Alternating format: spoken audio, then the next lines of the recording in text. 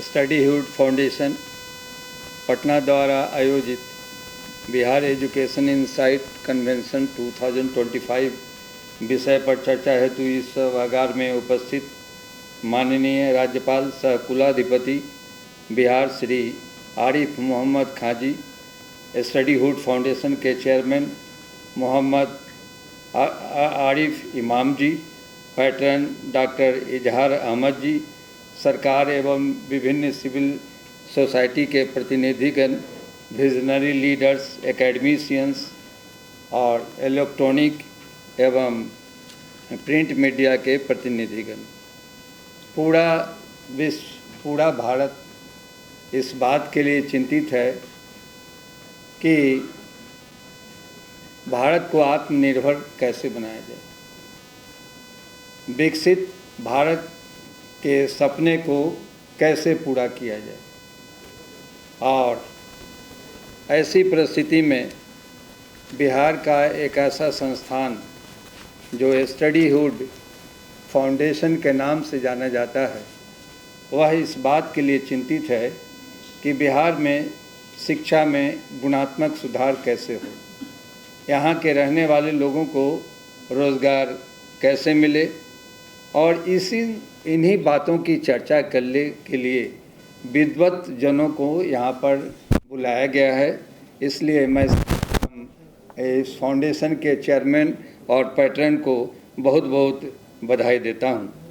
मैं सर्वप्रथम माननीय राज्यपाल सह कुलाधिपति महोदय को सशक्त नमन एवं वंदन करता हूँ, जो हमारे बीच बिहार एजुकेशन इनसाइट विषय पर आयोजित सम्मेलन में मंचासीन हैं।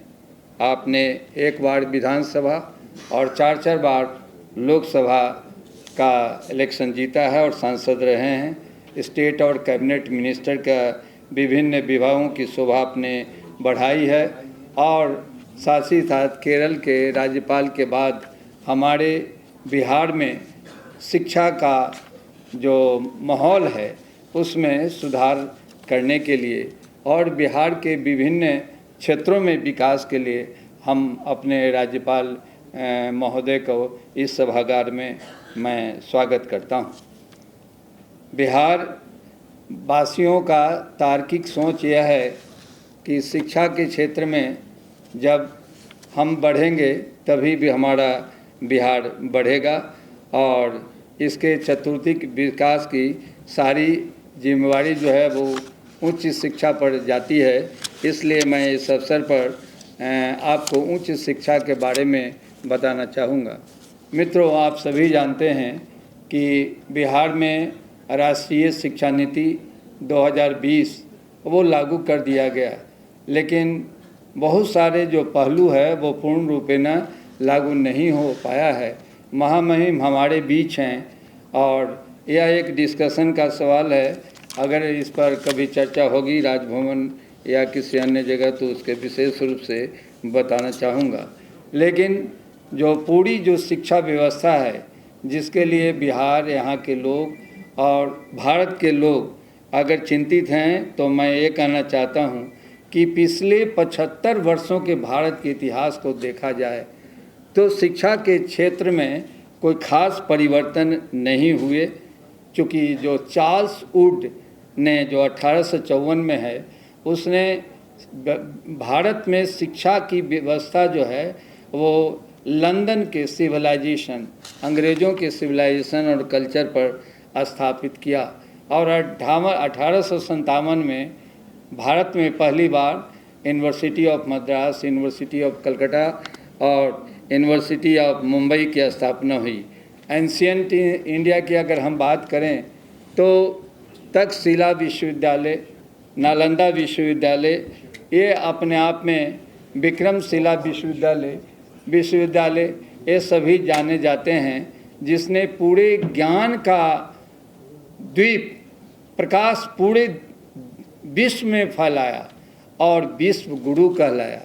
मैं वो कहना चाहता हूँ कि वो बिहार जिसने ज्ञान के बल पर विश्व गुरु बना और आज 34 साल बाद 1986 के बाद राजीव गांधी जी के सरकार के बाद पहली बार हमारे प्रधानमंत्री मोदी जी ने राष्ट्रीय शिक्षा नीति पेश की और इसमें मुख्य रूप से यह जो शिक्षा नीति है वह इंडियन वैल्यू एंड कल्चर के साथ साथ हमारी भारतीय ज्ञान परंपरा पर आधारित है।